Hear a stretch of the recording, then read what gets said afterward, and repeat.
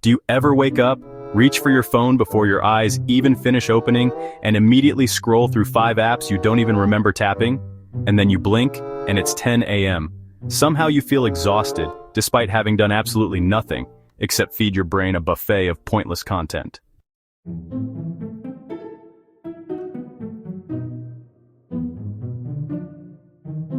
Welcome to the Dopamine Casino, open 24/7, no dress code required. You can check in, check out, and lose hours of your life without ever having to leave your bed. Dopamine is the drug everyone's on, and most people don't even know it. It's like Fight Club.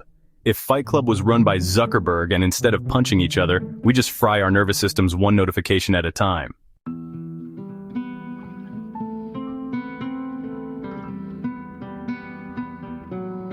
Now, this wasn't always the plan, by the way.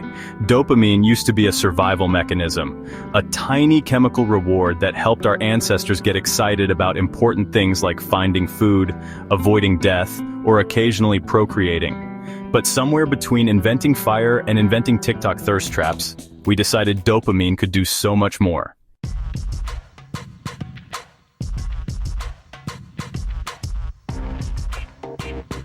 I mean, why limit it to survival when we could turn it into the entire economy? Now, instead of rewarding you for not dying, dopamine rewards you for checking your phone 200 times a day, refreshing Instagram to see if anyone liked that picture of your breakfast, or doom scrolling through headlines you can't do anything about. It's like we took our brain's most basic motivational system and turned it into a carnival ride that we can't get off.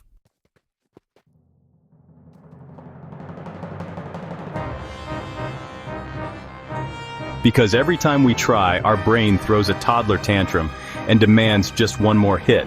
Spoiler, that one more is never enough, and that's the whole point. So let's rewind a little bit before the casino got built, before we all became twitchy little dopamine slot junkies. There was a time, believe it or not, when people got bored, like truly sit on a porch, stare at a tree board, and that was fine.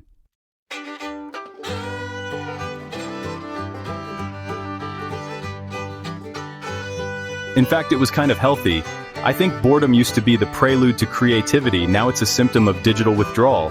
So, dopamine, it's really been with us forever. It was evolution's way of saying, hey dummy, you just found berries. Good job. Do that again before you die of scurvy. It gave us little chemical bonuses for behaviors that kept us alive. Eat food, ding. See a cute person, ding. Don't walk into the saber-toothed tiger's mouth, ding ding.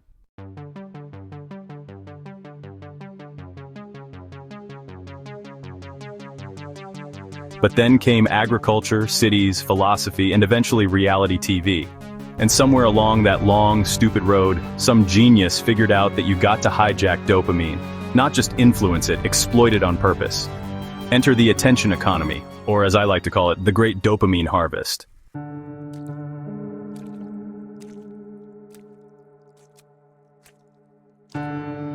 Tech companies realized they weren't just building products, they were building Skinner boxes. Remember those experiments where they had rats push a lever to get a food pellet?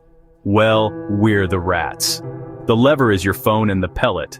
It's a fleeting sense of validation from someone you don't even like. Except now, instead of pellets, we're fed curated content, filtered faces, clickbait headlines, and ads for things we didn't know we needed until they showed up while we were trying to figure out if our ex's new partner looks like a potato or a threat.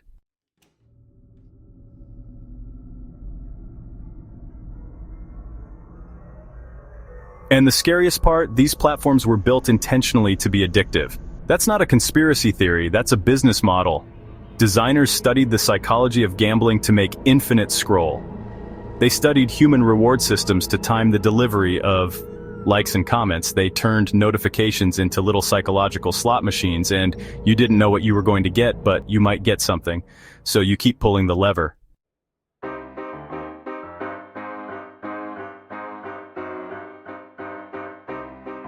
And unlike the old casinos where you had to show up in a tacky shirt and physically lose your money under fluorescent lighting, the casino fits in your pocket. It's there when you wake up. It's there when you poop. It's there when you're pretending to listen to someone talk about their CrossFit journey. Congrats, you're always playing.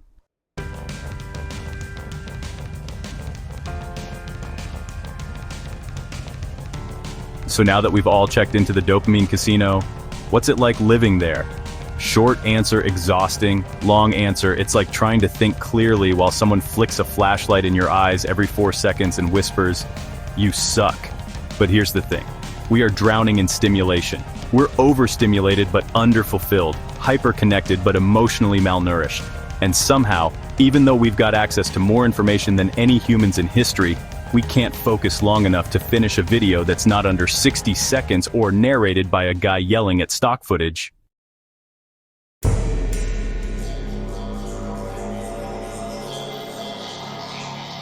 So I think the problem isn't that dopamine itself is evil, it's that we've flooded the system. Imagine if every single interaction in your life was followed by a tiny applause break. That's what the internet has done. It turned attention into currency and your brain into a nervous wreck with a gambling problem.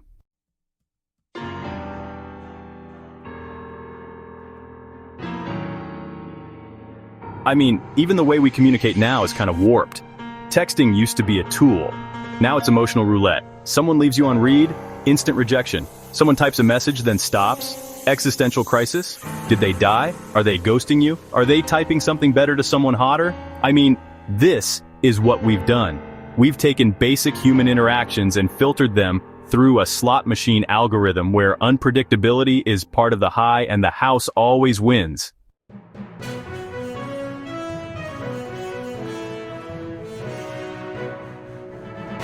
Remember, I mean, even entertainment, remember when that was a thing? You'd watch one show, maybe two, and then go do something else, like talk to a person or develop a hobby. And now, we binge watch 9 episodes in a row and still feel empty like we just ate an entire pizza made out of air. Because it's not about satisfaction anymore. It's about the hit, the fix, the constant feed.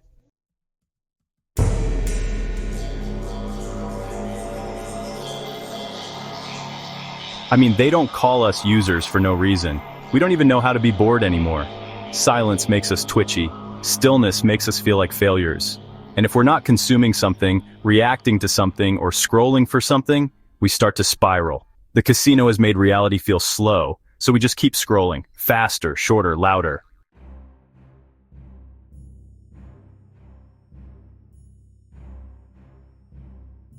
And the worst part? The more we do it, the less it works. Or at least, that's how it seems.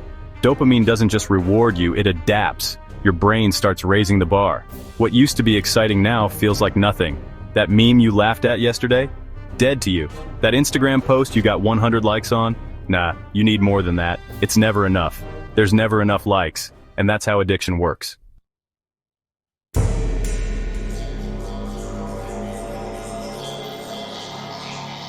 You chase the first high you'll never get back.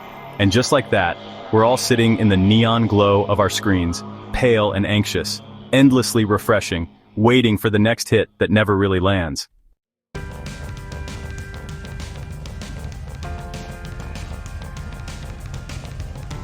So, you ever walk into a casino and notice there are no clocks? That's not an accident. They don't want you to know what time it is, because time passing means awareness. Awareness leads to guilt, and guilt makes people leave. Now, take that philosophy and inject it into every app on your phone, because that's basically what Silicon Valley did. They didn't just build tools, they reverse engineered us. They took decades of psychological research, much of it originally meant to help people, and said, you know what would be great if we used all this to make people click ads until they hate themselves.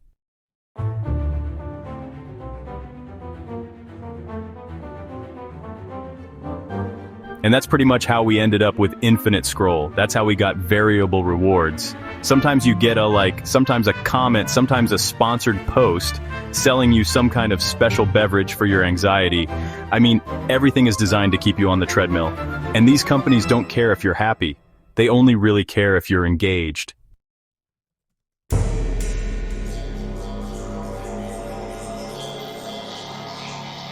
They measure success in screen time and clicks and user retention, which is a very polite way of saying addiction. You know, I'm not saying that all content is bad for us. I mean, obviously, there's a lot of great stuff on the internet, a lot of helpful stuff. It's just our relationship with how we view this stuff is really messed up.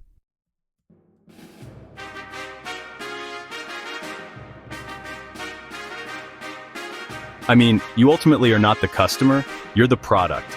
I mean, the customer is anyone paying to shove something into your eyeballs, and your eyeballs are very available. It's capitalism meets behavioral science meets your crumbling attention span, and it works. It works too well.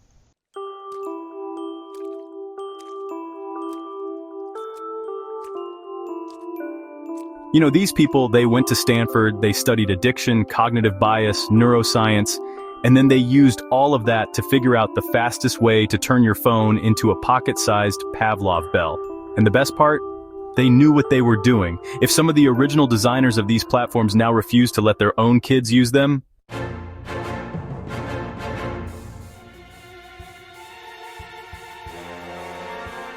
think about that. If you created a toy and then refused to let your own child touch it, you either built a bomb or a demon in plastic packaging. And yet, we keep pulling the lever. You know, instead of putting money in it, we just feed our time. We just pay with our time. We say we're just checking our phones, like junkies just checking their baggie to make sure it's still there.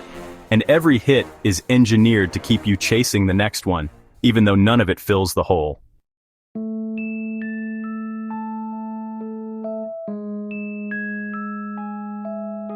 Because, and this is important, the hole isn't fillable. I mean, it's a bottomless pit, and that's the secret the casino never tells you. You don't win, you just get numb.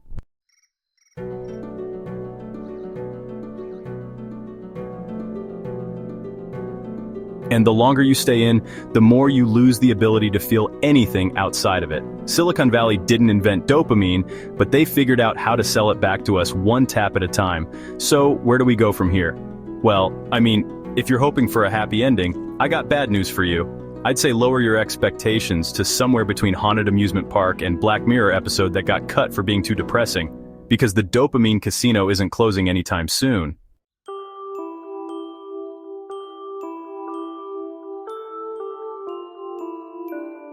In fact, it seems to be expanding, adding new wings, building out the high roller suite, and guess who's the new dealer? That's right, AI. I mean, the algorithms used to just track what we liked, and now they create what we like before we even know we like it. Hey, deep fake influencers, AI-generated content, chatbot friends, TikToks made by no one and watched by millions, you know what I mean? Soon, you won't just be consuming content made by real people. You'll be binging content made by machines pretending to be people because they know your cravings better than you do.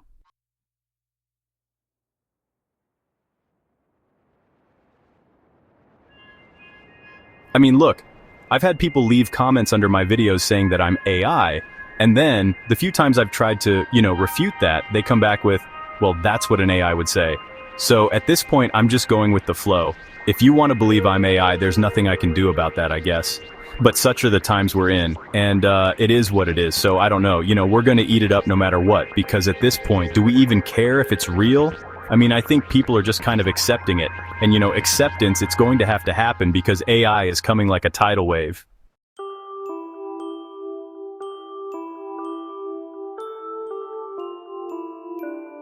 So, as long as it keeps hitting that dopamine button, we're good. And I don't know, romance replaced by AI companions who say exactly what you want to hear, I mean, that's coming. Art generated in 4 seconds by a prompt and a server in Ohio. Music, auto-generated lo-fi beats tailored to your mood or whatever mood the algorithm wants you to be in. It's not even a casino anymore, it's a theme park of artificial feelings. And behind the flashing lights, we're getting lonelier. And not just alone, but disconnected from nature, from each other, from ourselves.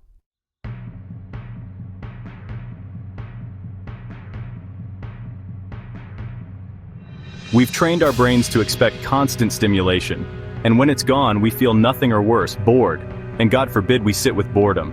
That's when the existential dread starts whispering again. You ever try to meditate after 3 hours of scrolling TikTok? It's like trying to teach a coked-up squirrel to do yoga. And yet somehow, this is normal now. The baseline. A world where everyone's fired, everyone's fried, overstimulated, and quietly wondering why they feel so empty all the time.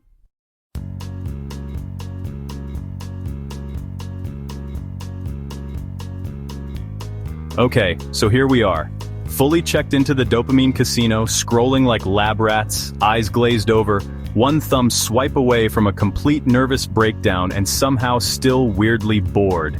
And now what? We're not going to burn our phones in a ritualistic cleansing ceremony.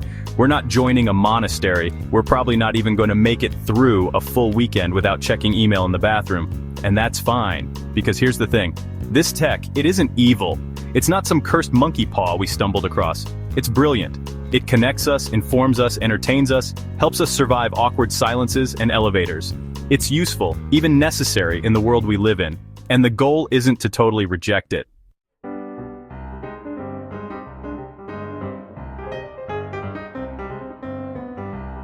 The goal is to stop letting it own us. We're not here to become saints. We're here to become slightly less fried. And let's not pretend that there's a perfect fix. There isn't. This is less of a detox plan and more of a try not to lose your mind completely in a world built to hijack it situation. And here's how I think we might survive with our humanity intact.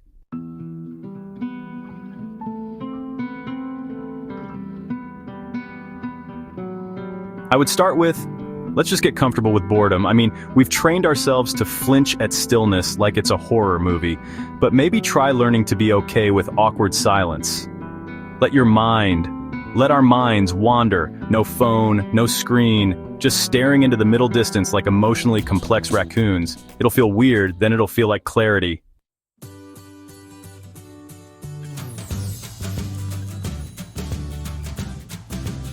I think we can start unfollowing the circus. Maybe we stop feeding the beast a little bit.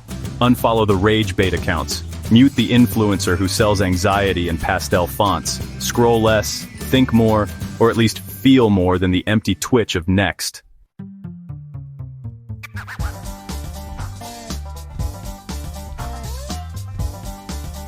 I think we should curate our input like it matters, because it does. If we're going to feed our brains all day, we might as well serve something with actual nutrition. Less clickbait, more thought, less FOMO, more...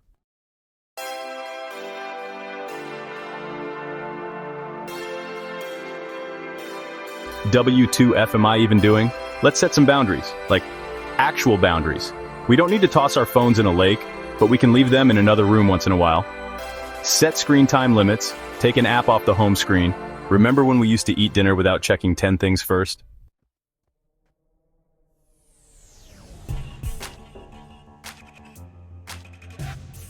Yeah, let's go outside. Seriously, I always bring it back to nature. I think nature is a great healer. Just getting off of the digital stuff altogether for a while outside.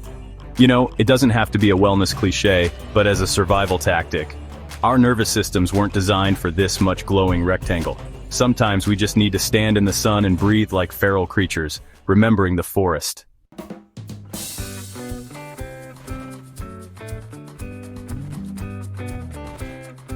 And let's talk with voices. DMs are fine, memes are great, but we need real conversations too.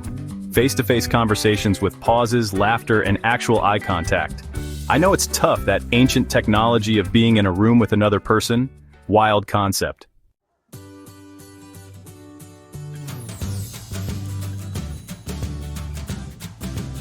Right, and here's another thing.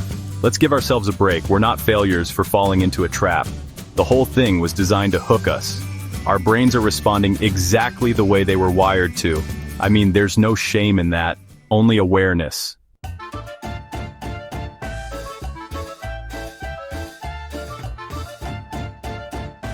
And with awareness comes not power exactly, but maybe a little wiggle room, a little more choice.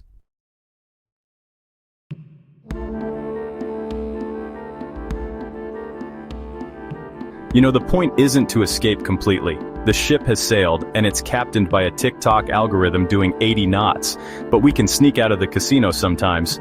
Long enough to remember we're more than our impulses, more than dopamine-fueled reflexes.